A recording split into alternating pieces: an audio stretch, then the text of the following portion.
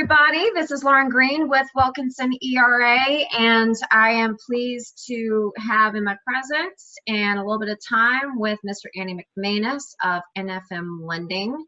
Andy is a good friend of mine. We've done a lot of business together, and he's a phenomenal loan officer. And it's a lot like talking to that guy in A Beautiful Mind. Andy's just got so much information.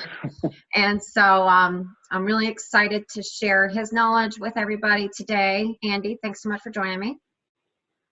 Sure. Just a point of fact, Beautiful Mind was about a schizophrenic, so I don't know about that being a compliment, but we'll go from there. Well, he was really smart. So that's what I'm trying to get at. Yeah, Andy's not crazy. Thank you. But anyway, yeah, thanks so much for joining me, Andy. Just fill everybody in a little bit about what your experience is as a loan officer.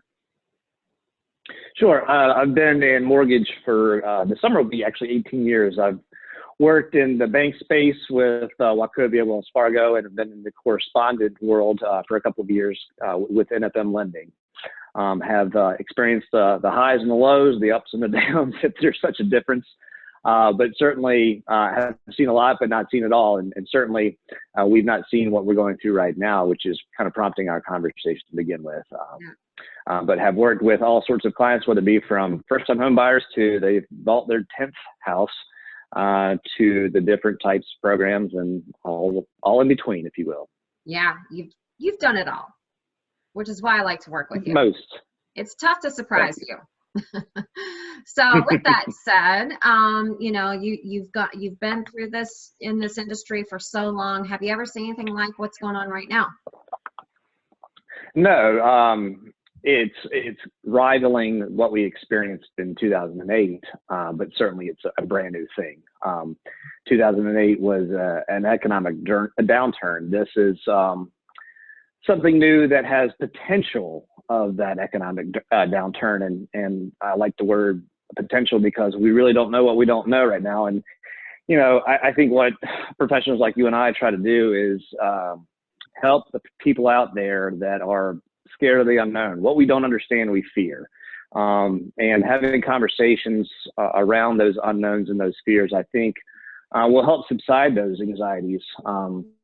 So don't watch the news, just listen to us and you'll be all right. Absolutely. Well, in light of what's going on, how has business been for you? Have you been staying busy? Yeah, the last 6-8 weeks has, we saw a little bit of an early turn to the buying season in the spring, which is just a natural cycle, but also coupled with the beginning of the rates falling, opportunities for refinances popping up unexpectedly.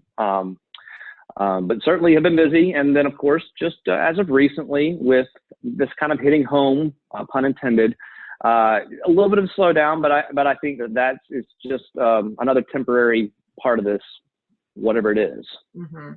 So you work with a lot of realtors. Is it your experience that people are still out there buying and there are still people selling? Every day, Monday through Sunday. That's not stopped. It's slowed down, whether it be from the natural tendencies of this pandemic and the whole shift in the society. But you can also attribute to certain things like appraisers, county clerks, things of that nature working from home. They've slowed down that wheel a little bit. But if you were to ask me, does it feel like things are stopping? No, it's adapting to what's going on right now. And I think that's a product of just slowing down and trying to figure this out. And at the same time, recognizing that we are still moving on, going on with our lives as best we can. And again, it's just a temporary thing, but. Yeah, well, I think that a realtor's ability as realtors, our ability to be able to show homes obviously being taken from us is going to just naturally slow the season down. I mean, this is obviously supposed to be our busy season, but not being able to show homes. Now, with the government coming out and stating that, because I'm sure you got a lot of phone calls when this happened. You've known a lot of people for a long time. You're a consultant or an advisor for a lot of people, much like I am. And I'm sure you got a lot of phone calls when the government came out and said, oh, rates are down to 0%. Yes. And that was quite the conversation that went on autopilot in response. I think it was third week of March on a weekend where they had announced they're going to be moving benchmark rates to zero. And the average person translated that to naturally that 30-year fixed rate mortgages were going to zero.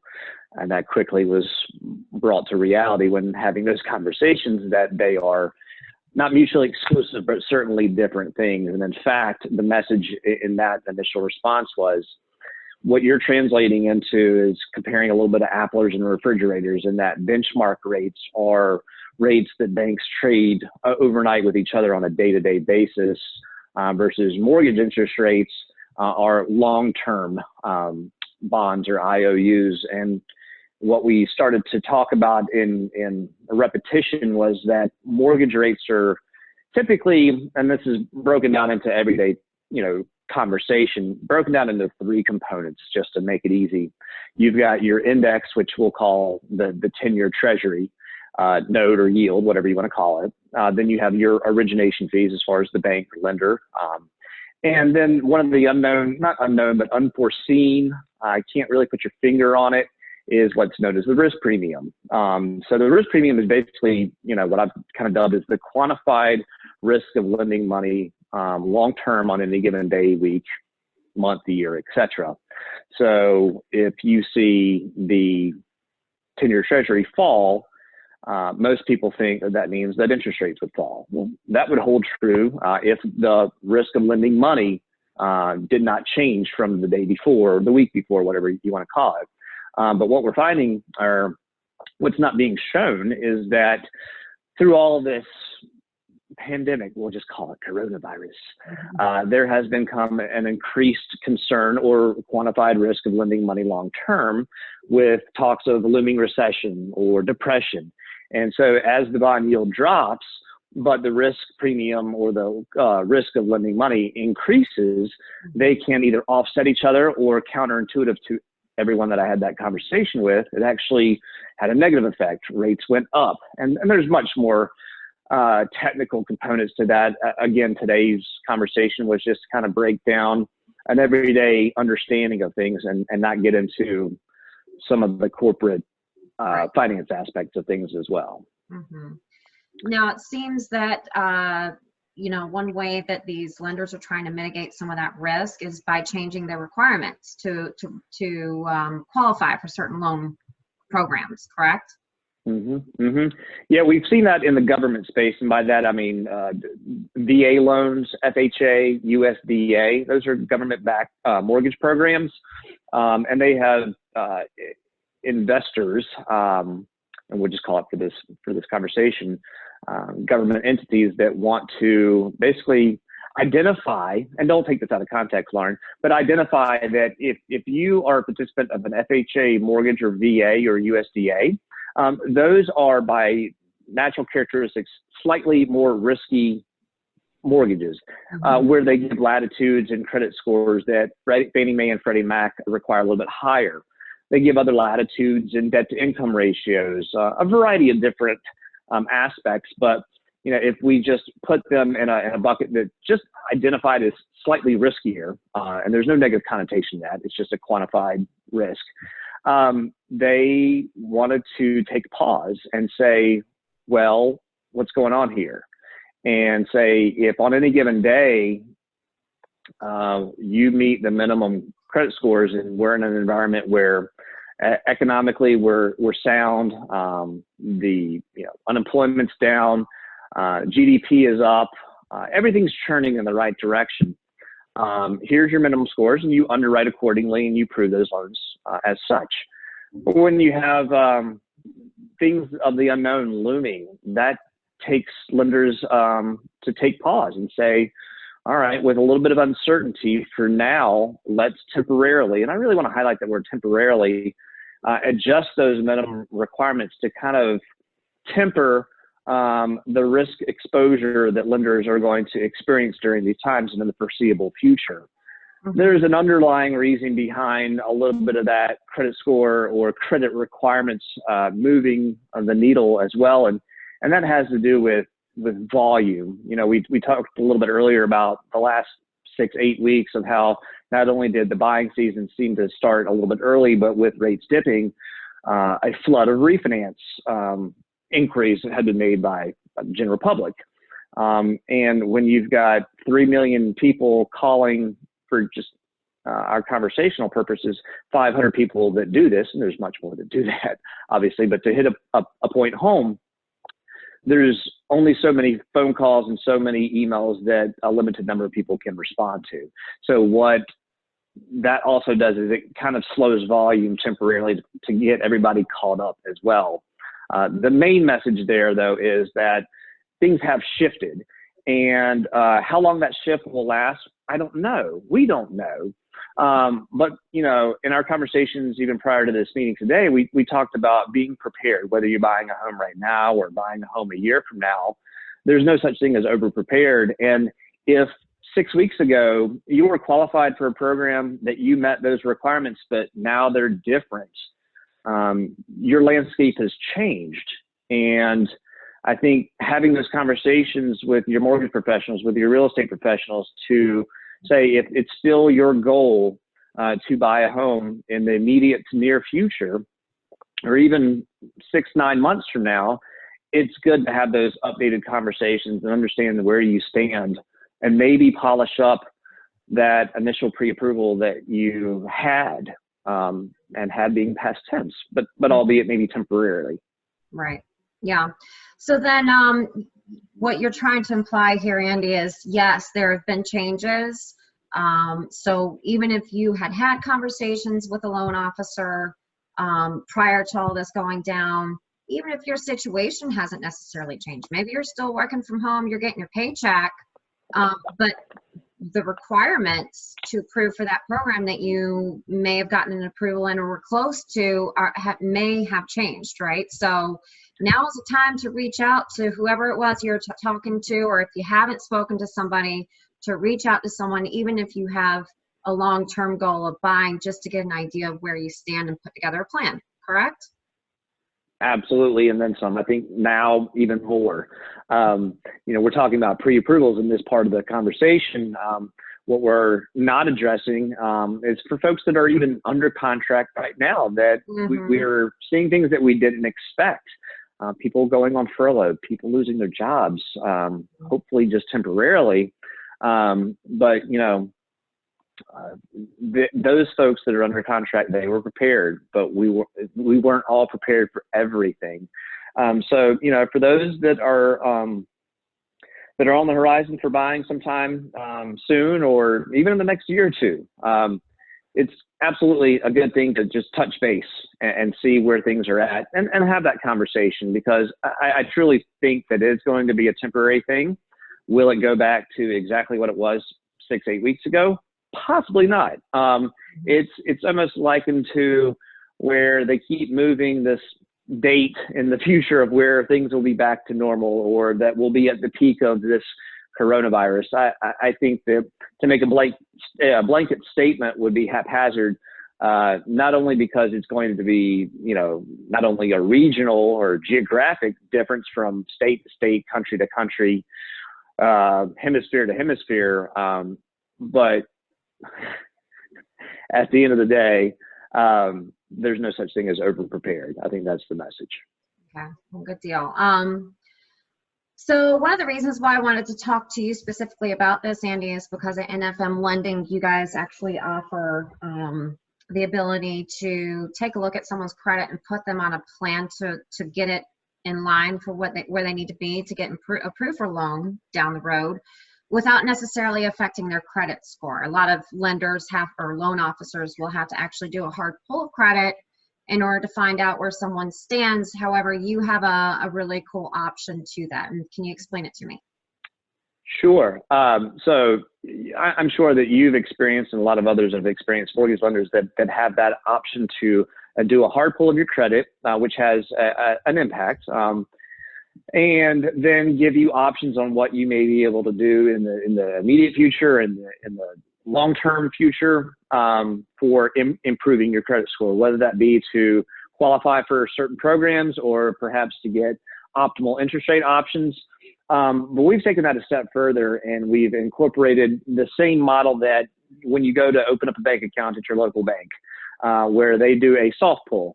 And that soft pull is basically defined as it's a credit report, but it does not have an inquiry made on your credit report that folks are so timid and concerned about.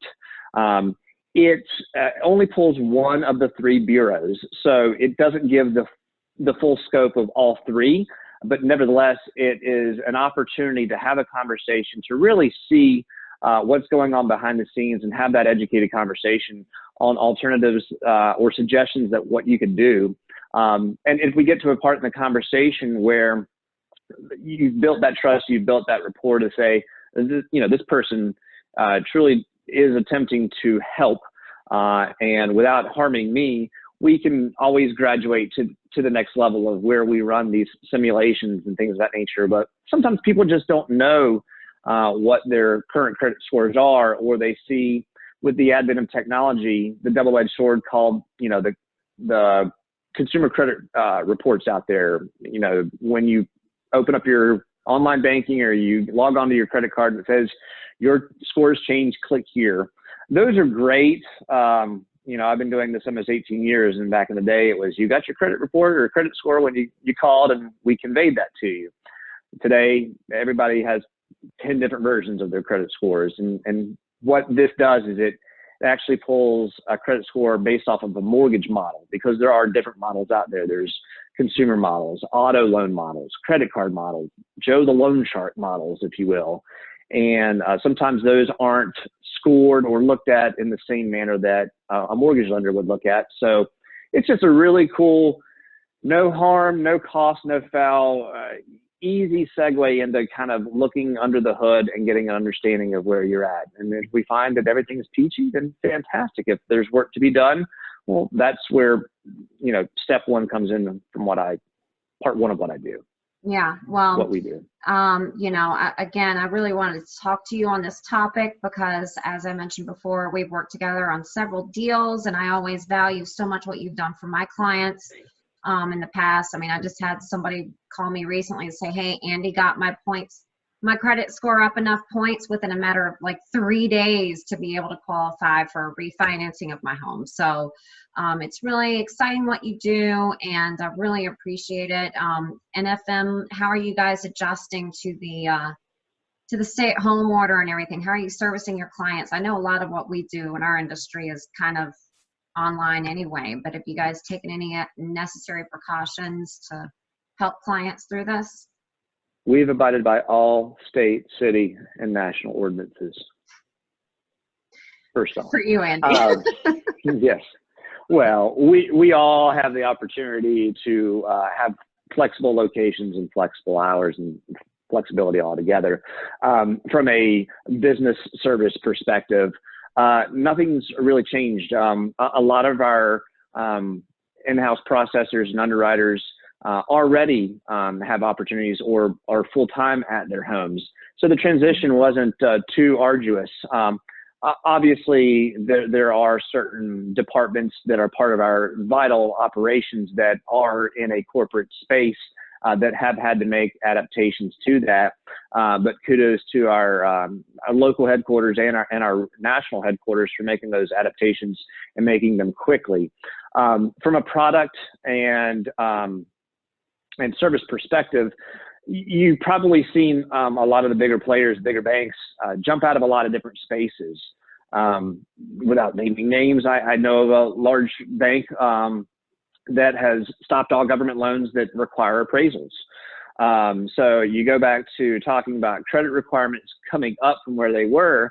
Well, you might have your highest credit score and you meet all the other criteria together, but if they aren't participating in government loans that require an appraisals, that includes purchases.